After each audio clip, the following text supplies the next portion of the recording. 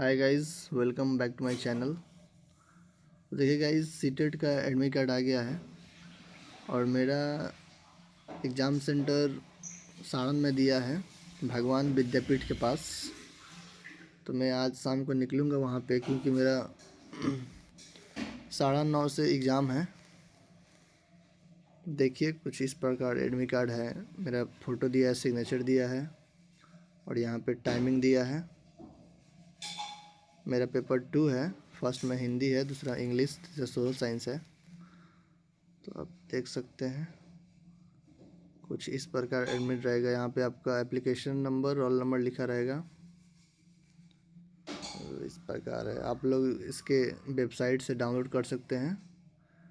और मिलते हैं गाइस एग्ज़ाम देने के बाद, कैसा एग्ज़ाम रहता है। ये मेरा फर्स्ट अटैम्प्ट है, तो बेस्ट ऑफ लक गाइस।